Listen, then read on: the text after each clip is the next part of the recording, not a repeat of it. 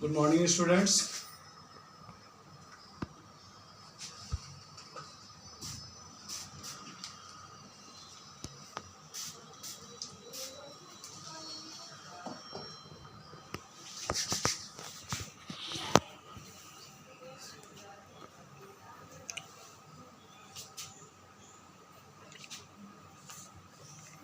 आप सभी को विदित है कि आज पूरा संपूर्ण देश कोरोना संक्रमण की बीमारी से जूझ रहा है। इसलिए हमें चिकित्सा जगत के प्रसिद्ध डॉक्टरों द्वारा बताए हुए सोशल डिस्टेंसिंग के नियमों का पालन करना चाहिए, जिससे कि संपूर्ण राष्ट्र इस बीमारी से अतिशीघ्र निजात पा सके। ऐसा करके हम सभी लोग संपूर्ण राष्ट्र को अपना सबसे महत्वपूर्ण सहयोग देंगे। दूसरे रूप में हमें हर संभव प्रयास करना चाहिए कि अपने अंदर रोग प्रतिरोधक क्षमताओं का विकास हो। इसी बीच मैं हमेशा यह याद दिलाता हूँ कि हमें अपने किसी भी कार्यों को बाधित नहीं रखना है, क्योंकि समय की गति अबाध रूप से गतिमान है और वह कभी सम परिस्थिति में होती है तो कभी विषम परिस्थिति में होती है। इसलिए प्यारे बच्चों, हमें इस विषम परिस्थिति में भी अपने शैक्षणिक कार्यों को कभी भी अधूरा नहीं छोड़ना है। इस विषम परिस्थिति में भी हमें अपना शैक्षणिक कार्य पूरे मनोयोग से संपादित करते रहना है। आइए हम आज की इस कक्षा में आपकी पुस्तक वसंत भाग 2 के दूसरे पाठ दादी माँ के पृष्ठ संख्या 8, 9 और 10 पर पठित गद्यांश का अध्ययन करेंगे। पृष्ठ संख्या 8, 9 और 10 पर पठित गद्यांश कुछ इस प्रकार है। मुझे भी पास ही से लेकर पृष्ठ संख्या 10 पर दिया हुआ है, क्या सचमुच दादी माँ नहीं रही, के लेखक के अंतिम अफसोसजनक शब्दों का अध्ययन करना है। इस संपूर्ण 8, 9, 10 के गद्यांश का संदर्भ कुछ इस प्रकार लिखेंगे।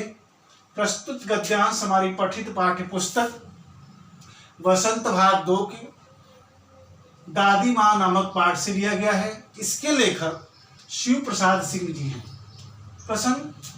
प्रस्तुत गद्य अवतरण में प्रस्तुत गद्यांश में लेखक ने अपनी दादी माँ के चारित्रिक विशेषताओं का वर्णन किया है। प्यारे बच्चों, मैंने पहले भी कहा था, हम सभी के घर बुजुर्ग होते हैं और बुजुर्ग प्रायः बच्चों से, अपने पालने से बहुत ही प्रेम करते हैं, अगाध स्नेह रखते हैं और हमें उनके स्नेह को सम्मान करना चाहिए। हमें हमेशा बुजुर्गों के आज्ञा का पालन करना चाहिए तथा बुजुर्गों के बताए हुए रास्ते पर चलने का प्रयास भी करना चाहिए, क्योंकि उन्हें जीवन में बहुत बड़ा अनुभव होता है। इसलिए आज जैसा कि लेखक ने अपनी दादी माँ के चारित्रिक विशेषताओं को किस किस रूप में देखा है, कौन कौन सी चारित्रिक विशेषताओं अपनी दादी माँ में देखा है, इसका वर्णन प्रस्तुत अंश में लेखक ने किया है। आइए देखते हैं। प्रथम अंश है, मुझे भी पास ही एक चारपाई पर चादर उड़ाकर दादी माँ ने चुपके से सुला दिया था। बड़ी हंसी आ रही थी। सोचा कहीं जोर से हंस दूं, भेद खुल जाए, निकाल बाहर किया जाऊंगा, पर भाभी की बात पर हंसी रुक न सकी और भंडाफोड़ हो गया। देवू की माँ ने चादर खींच ली। कहो दादी, यह कौन बच्चा सोया है? बेचारा रोता है, शायद दूध तो पिला दूं। हाथापाई शुरू हुई, दादी माँ बेड़ी लड़के से क्यों लगती है। जैसा कि लेखक, मैंने पिछले अंश में बताया था कि लेखक ने बहाना बनाया था, और बहाना बनाया था तो इसके लिए दादी माँ ने क्या किया, उसे कहा ठीक है तुम्हें बुखार आया है तो तुम चादर ओढ़कर सो जाओ। अब चूंकि विवाह का कार्यक्रम था, विवाह के कार्यक्रम के समय जैसा कि हम सभी के घरों में जब बारात चली जाती है तो उस रात घर की औरतें जलुआ का कार्यक्रम रखती हैं और उस जलुआ में विभिन्न प्रकार का अभिनय करती हैं। तो उस अभिनय के क्रम में लेखक लिखता है कि चारपाई पर चादर उड़ाकर दादी माँ चुपके से सुलाकर चली गई, और लेखक को बार बार हंसी आ रही थी, कहीं भेद न खुल जाए। सोचा कहीं जोर से हंस दूं तो हमारे जो भेद है वो बाहर निकल कर आ जाएगा। पर भाभी की बात पर लेखक को की हंसी नहीं रुक सकी और जो भंडाफोड़ हो गया, अर्थात जो रहस्य था वह प्रकट हो गया। देवू की माँ आई और चादर खींच ली। कहो दादी यह कौन बच्चा सोया। उन्होंने कहा देखो दादी यह कौन सा बच्चा सो रहा है, शायद इसको दूध पिलाना पड़े। हाथापाई शुरू हुई। दादी भाई ने तुरंत रुका, कहाँ चली, क्या करने चली। वहां एक बच्चा सोया हुआ है, बार बार उस बच्चे को ना जगाओ क्योंकि बच्चे की नींद उचट जाएगी, यह बीमार है। दादी माँ बिगड़ते हुए बोलती हैं क्यों बार बार इस बच्चे से लगती है। सुबह रास्ते में देवू की माँ मिली, कल वाला बच्चा। भाभी मैं वहां से जोर से भागा और दादी माँ के पास जा खड़ा हुआ। वस्तुतः किसी प्रकार का अपराध हो जाने पर जब हम दादी माँ की छाया में खड़े हो जाते अभय दान मिल जाता था। सुबह रास्ते में देवू की माँ मिली। कह रहे हैं सुबह सुबह जब अभिनय समाप्त हुआ तो रास्ते में सुबह के समय देवू की माँ मिली और देखते ही लेखक ने हसन बस मजाकिया लहजे में कहा कल वाला बच्चा। भाभी कहा हे भाभी सुनो, मैं कल वाला बच्चा हूं जिसका चादर आप खींच रही थी। और जैसे ही यह शब्द कहा देवू की माँ अर्थात लेखक की भाभी ने उसे दौड़ाना शुरू किया, पकड़ने का प्रयास किया, लेकिन लेखक तुरंत दादी माँ के पास जाकर खड़ा हो गया। लेखक बताना चाहता है कि कोई भी गलती होने के बाद लेखक जैसे ही अपनी दादी की छत्र छाया में खड़ा होता था उसे अभय दान मिल जाता था, उसे किसी प्रकार का भय नहीं रखता था, गलती की सजा नहीं मिल पाती थी। आप सभी जानते होंगे कि आपके घर में भी बुजुर्ग दादी दादा के होने पर जब कभी आप गलती करते हैं, अपराध करते हैं, वे लोग हमेशा आपको संरक्षण देते हैं, आपकी गलतियों पर सजा देने से बचाते हैं। इसका आशय ये नहीं होना चाहिए कि हम बार बार गलतियां करें और गलतियों की सजा पाने से बचने के लिए दादी दादा का सहारा लें। प्यारे बच्चों, जैसा कि लेखक ने भी बताया है कि हमें जैसे ही दादी माँ के छत्र छाया मिलती थी अभय दान मिल जाता था, अर्थात गलती करने की सजा नहीं मिलती थी। आगे की अंश में लेखक बताना चाहता है कि स्नेह और ममता की मूर्ति दादी माँ की एक बात आज कैसी मालूम होती है। स्नेह और ममता की मूर्ति दादी माँ ने, जैसा कि मैंने ऊपर ही बताया है कि प्रस्तुत अंश में लेखक ने दादी माँ के चारित्रिक विशेषताओं का वर्णन किया। चारित्रिक विशेषताएं, चरित्र की जो विशेषताएं उनकी, तो उनकी चारित्रिक विशेषताओं में लेखक कहता है कि वह स्नेह और ममता की मूर्ति थी। उनके अंदर प्रेम था, प्रेम और उनके अंदर ममत्व था। एक माँ की जैसे वात्सल्य की भावना उनके अंदर अंतर्निहित थी। वह कहते हैं कि परिस्थितियों का वात्या चक्र जीवन को सूखे पत्ते सा कैसा नचाता है, इसे दादी माँ खूब जानती हैं। दादा की मृत्यु के बाद से ही वे बहुत उदास रहती थी।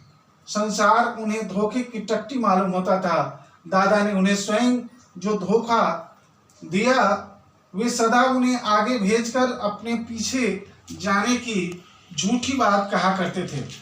दादा की मृत्यु के बाद कुकुरमुत्ते की तरह बढ़ने वाले मुंह में राम बगल में छुरी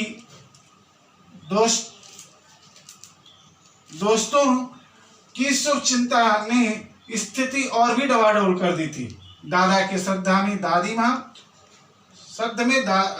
माँ के मना करने पर भी पिताजी ने जो अतुल संपत्ति व्यय की वह घर की तो थी नहीं।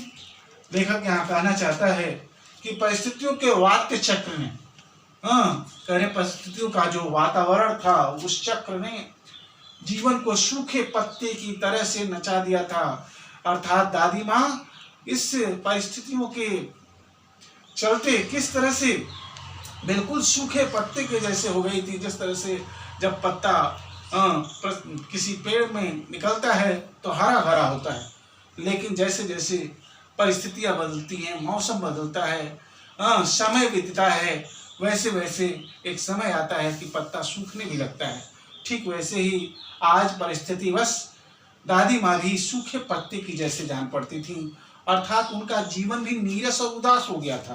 दादाजी की मृत्यु के बाद प्रायः दादी जी, लेखक कहता है, उदास ही रहा करती थी।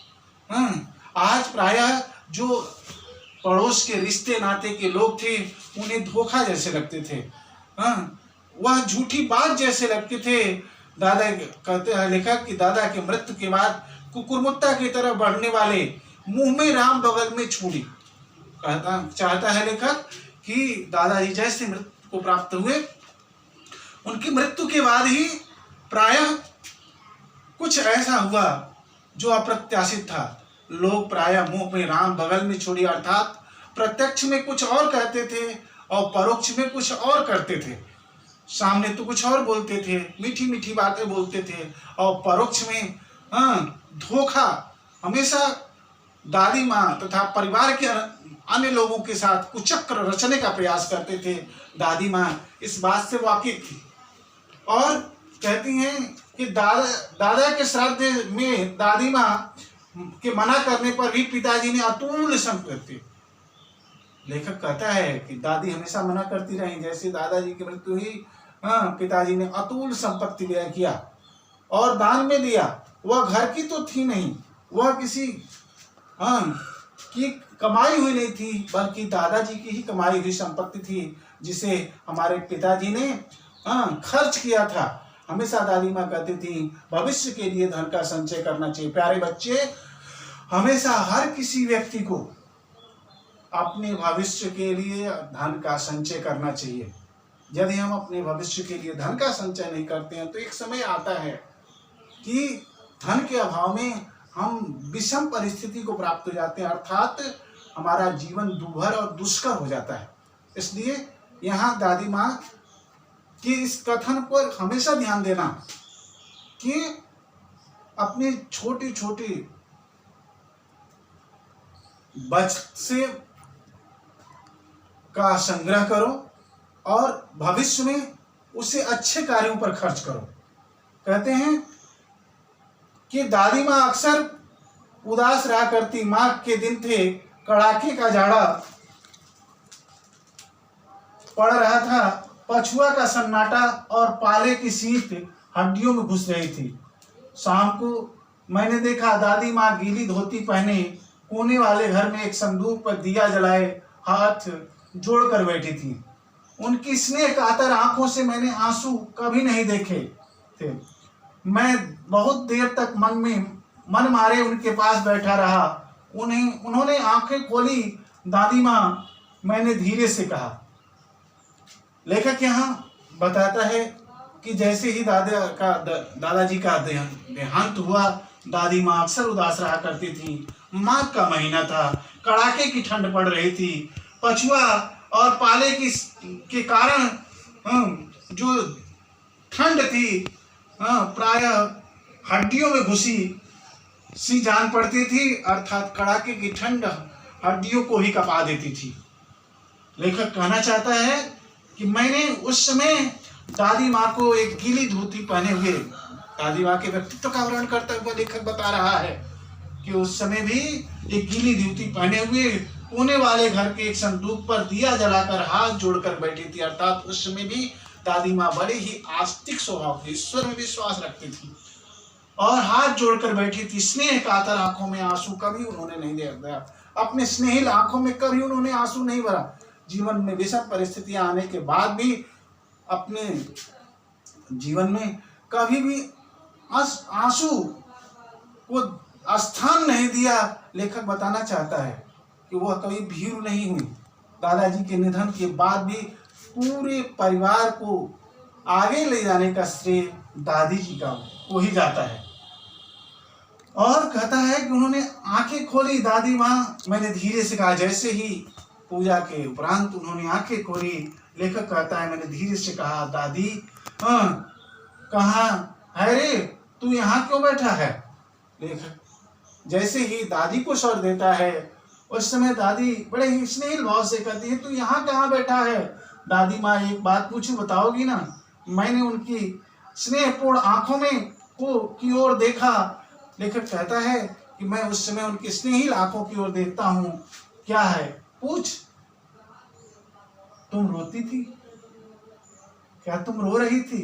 दादी माँ मुस्कुराई, पागल तूने अभी खाना भी नहीं खाया ना, चल चल। दादी माँ मुस्कुराते हुए उसके प्रश्नों को टालते हुए कहती है अरे पागल तुम्हें इन बातों से क्या मतलब, चल तू अभी खाना नहीं खाया, चल जल्दी से खाना खा ले। लेखक इस पंक्ति के माध्यम से ये बताना चाहता है कि बड़े बुजुर्ग, घर के बड़े बुजुर्ग लोग हम हमेशा दुख सहते हुए हमेशा अपने अपने पालने को सुखी रखने का प्रयास करते हैं। अपने दुखों से कभी भी अपने छोटे बच्चों को, अपने घर के छोटे बच्चों को कभी वाकिफ कराने का प्रयास नहीं करते। वह अपने दुख को अपने हृदय में सहन करते जाते हैं। लेखक ने दादी माँ में इस उदार अभिव्यक्ति का वर्णन किया है। धोती तो बदल लो दादी माँ, मैंने कहा। लेखक याद दिलाता है हे दादी माँ तू इस समय धोती बदल दो क्योंकि तुम्हारी धोती गीली है। मुझे सर्दी गर्मी नहीं लगती बेटा, वे मुझे खींचती हुई रसोई में ले गई। उस समय दादी माँ कहती हैं कि मुझे सुनो, सर्दी गर्मी नहीं लगती क्योंकि मैंने जीवन के बहुत बेशम क्षणों को व्यतीत किया है और इस बीच मुझे न सर्दी का आभास होता है न गर्मी का आभास होता है। मैं एकमात्र इस परिवार के स्नेह से मैं बधी हूँ और इस समय तुम्हें केवल और केवल भोजन करना चाहिए। चलो। और इस प्रकार खींचती हुई लेखक को रसोई घर की ओर ले चलती हैं। सुबह मैंने देखा चारपाई पर बैठे पिताजी और किशन भैया मन मारे कुछ सोच रहे हैं। दूसरा चारा ही क्या है, बाबू बोले। रुपया क्यों देता नहीं, कितने के तो अभी पिछले भी बाकी हैं। वे रोने से हो गए। सुबह मैंने देखा चारपाई पर बैठे पिताजी और किशन भैया मन मारे कुछ सोच रहे थे। सुबह का समय था, घर का वातावरण था और उसमें उस घर के सदस्यों के बीच आपस में खर्च को कैसे समायोजित किया जाए इस पर चर्चा चल रही थी। किशन भैया मन मारे कुछ सोच रहे थे। दूसरा चारा भी क्या है, बाबू बोले, पिताजी बोले। रुपया कोई देता नहीं, जिसको उधार दे दिया गया वो रुपया नहीं देते हैं। कितने को तो पीछे से बकाया है। वे रोने से हो गए। कौन रोने से हो गए, यहाँ लेखक के पिताजी रोने से हो गए क्योंकि घर में खर्च अधिक था, आय का साधन सीमित होता जा रहा था। इसलिए लेखक के पिताजी प्रायः दुखित रहते थे। रोते क्यों है रे, कहते रोता क्यों है रे। दादी माँ ने उनका माथा सहलाते हुए कहा, मैं तो अभी हूं ही। लेखक की दादी माँ लेखक के पिता को सांत्वना देती हुई कहती हैं, सुन, रोना नहीं चाहिए तुम्हें, मैं अभी हूं। अर्थात अपने पुत्र को सांत्वना देती हैं, दिलासा देती हैं, भरोसा दिलाती हैं कि मेरे जीते जी तुम्हें अफसोस नहीं करना चाहिए, दुखित नहीं रहना चाहिए। एक माँ अपने पुत्र के लिए हर संभव प्रयास करती है बच्चों कि उसका पुत्र जीवन के अंतिम क्षणों तक सुखी रहे। उन्होंने संदूक खोलकर एक चमकती सी चीज निकाली। तेरे दादा ने यह कंगन मुझे इसी दिन के लिए पहनाया था। उस विषम परिस्थिति के समय दादी माँ ने उदार हृदय का परिचय देते हुए संदूक खोल करके एक चमकती हुई चीज निकाली। वह कोई दूसरी चीज नहीं थी, उसके दादा द्वारा दिया हुआ कंगन था। उन्होंने कहा, लो, दादाजी ने शायद इसी दिन के लिए मुझे इसे पहनाया था, आज इसे बेचकर तुम अपना काम कर लो। उनका गला भर आया। मैंने इसे पहना नहीं, इसे सहेज कर रखती आई हूँ, यह उनके वंश की निशानी है। उन्होंने आंसू पोंछ कर कहा, पुराने लोग आगा पीछा सब सोच लेते थे बेटा। प्रायः लेखक बताना चाहता है कि दादी ने जैसे ही वह कंगन पिता की ओर बढ़ाया, उनकी आंखों से आंसू छलकने लगे। उन्होंने यह बात कहते हुए कि पुराने लोग प्रायः अपने वंश की निशानी को सहेज करके रखते हैं, मैंने भी अपने वंश की निशानी को सहेज कर रखा था। मुझे शायद इस बात का अंदेशा था कि कब विषम परिस्थिति आ जाए और इसकी जरूरत पड़ जाए। बेटा, आज यह कंगन इस परिस्थिति में तुम्हारा सहयोग देगा, ले जाओ और इसे बेचकर तुम अपना कार्य करो।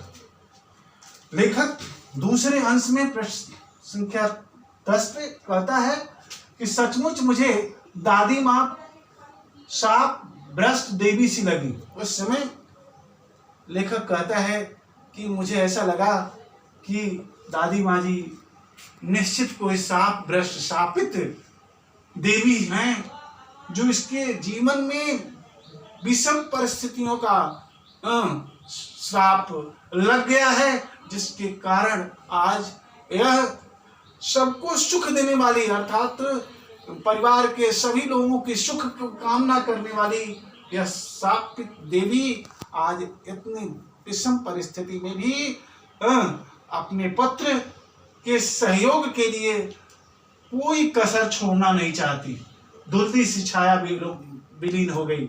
मैंने देखा, दिन काफी चढ़ाया, पास के लंबे खजूर के पेड़ से उड़कर एक कौवा अपनी घिनौनी काली पांखें फैलाकर मेरी खिड़की पर बैठकर हाथ में अब किशन भैया का पत्र कांप रहा है। काली चींटियों सी कतारें धूमिल हो रही हैं, आंखों पर विश्वास नहीं होता। मन बार बार अपने से ही पूछ बैठता है, क्या सचमुच दादी माँ नहीं रही? लेखक अंतिम अंश में अपनी दादी माँ की यादों को सजोता हुआ बड़े उदास मन से कहता है कि धुंधली छाया विलीन हो गई। वह धुंधली सी जो याद थी दादी माँ के रूप में आज पंचतत्व में विलीन हो गई। मैंने देखा, दिन काफी चढ़ाया था। उस दिन जिस दिन दादी माँ पंचतत्व को विलीन हुई थी, अर्थात मृत्यु को प्राप्त हुई थी, पास के लंबे खजूर के पेड़ से उड़कर एक कौवा अपनी घिनौनी काली पांखें फैलाकर मेरी खिड़की पर बैठ गया। हाथ में अब किशन भैया के पास भैया का पत्र कांप रहा है। काली चींटियों सी कतारें धूमिल हो रही हैं। उस समय काली की चींटियों की जैसे मेरे मन मस्तिष्क में जो एक कतार थी, यादों की कतार थी, वह झिलमिलाती हुई कांपती सी दिखाई दे रही थी। दादी माँ की यादें बार बार आती जा रही थी और मन में दुखद एहसास कराती थी। मुझे आज भी दादी माँ की याद आकर आंखें छलछला जाती हैं, आंखों पर विश्वास नहीं होता है। लेखक कहता है कि मैं बार बार सोचता हूँ कि क्या सचमुच मेरी दादी माँ इस दुनिया में नहीं रही? बच्चों, इस पाठ के माध्यम से लेखक यह बताना चाहता है कि हमें हमेशा अपनी दादी दादा तथा बुजुर्गों का सम्मान करना चाहिए तथा उनके बताए हुए पद चिन्हों का, उनके बताए हुए रास्ते का हमेशा अनुसरण करना चाहिए। अब हम इस पाठ के कठिन शब्दों को लिखेंगे। पाठ के प्रश्न के 8, 9, 10 के कठिन शब्द देखिए। भंडाफोड़ का अर्थ है रहस्य प्रकट हो जाना। अभय दान का अर्थ है क्षमा करना। वात्या चक्र का अर्थ है समय का परिवर्तन। मुंह में राम बगल में छुरी, यह एक मुहावरा है। इसका अर्थ है प्रत्यक्ष में प्रशंसा तथा परोक्ष में विश्वासघात करना। व्यय का अर्थ है खर्च, स्नेह का अर्थ है प्रेम, स्नेह कातर, स्नेह से परिपूर्ण, वंश का अर्थ है कुल, घिनौनी का अर्थ है घृणा से भरी हुई, शाप भ्रष्ट का अर्थ है शाप से भ्रष्ट अर्थात शापित। अब इस पाठ के आधार पर जो अंश हम लोगों ने पढ़ा उसका गृह कार्य लिखें। प्रश्न नंबर 1 है दादी माँ पाठ के पृष्ठ संख्या 8, 9, 10 के शब्दार्थ लिखिए। और दूसरा है दादी माँ पाठ के पृष्ठ संख्या 8, 9, 10 को ध्यानपूर्वक पढ़कर 15 अति लघुत्तरीय प्रश्नोत्तर लिखिए और इसे लिखकर ग्रुप में भेजें। इस प्रकार आज हम लोगों ने दादी माँ पाठ के शेष बचे हुए अंश का अध्ययन किया। हम आप सभी से ये बताना चाहेंगे कि हमें हमेशा बड़े बुजुर्गों का सम्मान करना चाहिए तथा उनके बताए हुए पद चिन्हों का हमेशा अनुसरण करना चाहिए।